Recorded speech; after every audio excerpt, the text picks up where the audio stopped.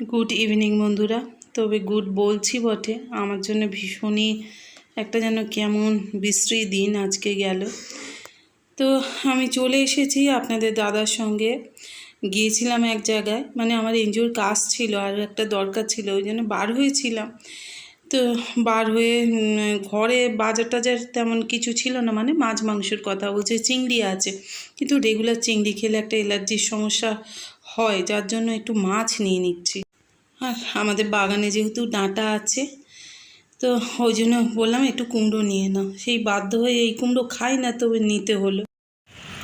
একটু বাজার করে নিলাম, নিয়ে বাজার বলতে এই মাছ ছিল না, একটু মাছ নিলাম। তো মাছ নিয়েছি, আরও কিছু মশলাপাতি, একটু কাজু কিশমিশ এইসব নিলাম। তো ওগুলো আর দেখাতে মনে ছিল না, দেখালাম না। আর এই যে কথা বলছিলাম, কিন্তু এত শব্দ, ওই জন্য ওভার ভয়েসে কথা বললাম। আজকের ভিডিওটা যেহেতু রাস্তা দিয়ে শুরু করলাম, ওই জন্য না ওভার ভয়েসেই আপনাদের সঙ্গে বেশিরভাগটা কথা বললাম। প্লিজ কিছু মনে করবেন না। আর ওভার ভয়েসে সবসময় ভালো লাগে না জানি, কিন্তু কি আর করা যাবে। যে আপনাদের দাদার সাইকেলে বসেই আমি যাচ্ছি। এখানে তো অনেক ভিজির ভিজির আওয়াজ, হ্যাঁ পুরো গাড়ির, ওই জন্য কথা বলতেই ভালো লাগছে না। তো যাই গিয়ে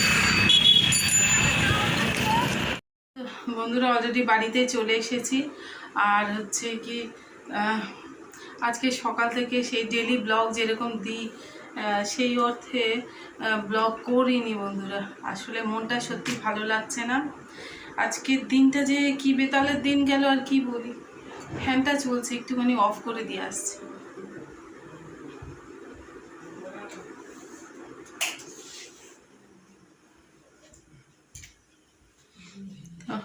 চলে এলাম।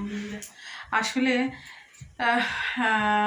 এর আগে ভিডিওতে অনেকবার শেয়ার করেছি যে আমরা মানে এমন একটা সময়ের মধ্যে দিয়ে যাচ্ছি বন্ধুরা, মানে খুবই কঠিন সময়।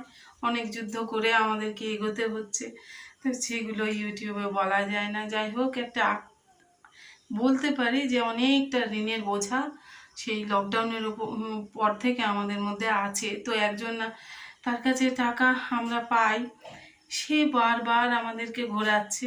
তো সেরকমই দিন আজকে একটা গেল। তো গিয়েছিলাম, আর হচ্ছে কি এনজিওর কাজও ছিল, সেই জায়গায়ও বার হতে হয়েছিল। মানে সব রকম দিক থেকে যেন একটা অস্বস্তি দিন আজকে গেল। আর তার উপরে একটা এতটাই একটা মানে ব্যাড নিউজ মানে এলো, যেটা একটা ব্যাড নিউজ এমনভাবে এলো যেটা ভুলতে পারছি না। ভীষণ ডিপ্রেশন, মানে লাগছে, ডিপ্রেস হয়ে গেছি আমি। আমাদের খুব কাছের একজন দাদা, তিনি আজকে এক্সপায়ার করলেন। মানে ওনার হার্টে ব্লকেজ ছিল। তো মানে খবরটা শোনার পরে আর আমার ইচ্ছাই করেনি যে আমি এসে কথা বলি আপনাদের সাথে। এই কারণে আজকে আর ব্লগ করলাম না বন্ধুরা। আর সেই দাদাটা না আমাকে প্রচণ্ড স্নেহ করতেন আর খুব ভালোবাসতেন। আমি সুগারের ভয়ে, বেড়ে যাওয়ার ভয়ে আমি খেতে চাইতাম না। তো আমাকে বারবার বলতো কি, খাও খাও, তুমি খাও, তো ওসব দুশ্চিন্তা করো না, আমাদের কলা বাগানে গিয়ে ছেড়ে দেবো। মানে ওই দাদাদের বিশাল বড় কলা বাগান আছে, আর সে বলতো কি ছেড়ে দেবো, মানে ওদের ওই এরিয়াতে কলা গাছের চাষ হয়। তো বলতো কি, তোমার ছেড়ে দেবো ওইখানটায়, আর একটা গাছে আমি চিকে দিয়ে রাখবো, চিহ্ন দিয়ে রাখবো, সেই গাছে গিয়ে সেই গাছটা খুঁজে বার করতে হবে। তো সেই মানুষটা হঠাৎ মাত্র নেই। খবরটা পাওয়ার পরে মানে আপনাদের দাদা আমাকে ফোন করে জানালো, সে মানে ভালো লাগছে না, মানে মেনে নেওয়াটা বেশ কঠিন। আর এই কারণে না আর ইচ্ছাই করলো না। সব মিলিয়ে একটা তালগোলমাল হয়ে গেল আজকের দিনটা। নেক্সট যেমন আসে ব্লগ তেমন আমি দেব। এই ভিডিওটা আমি কালকে দেব, মানে এই যতটুকু আপনাদের সঙ্গে কথা বলছি এইটুকু। ওই দেখুন বোতল উপর করে জল খাচ্ছে ছোটটা, ঢক ঢক করে পুরো। তো যাই হোক, ক্লান্তিও লাগছে বেশ অনেকটা সাইকেলিং করে। আপনাদের দাদা আমাকে নিয়ে আসলো, আর আমার শুনে না আসলে খারাপ খবর শুনলে অনেক সময় দেখবেন মনটাও সাথে শরীরটাও যেন কেমন হয়ে যায়। তো সেই হলো। তো বন্ধুরা, আমিও আপনাদেরকে এই খারাপ খবরটা মানে দিতে আজকে হলো আমাকে বাধ্য হয়ে, যেহেতু ব্লগ করিনি, আমি কেন করিনি ওই জন্যই বলে ফেললাম।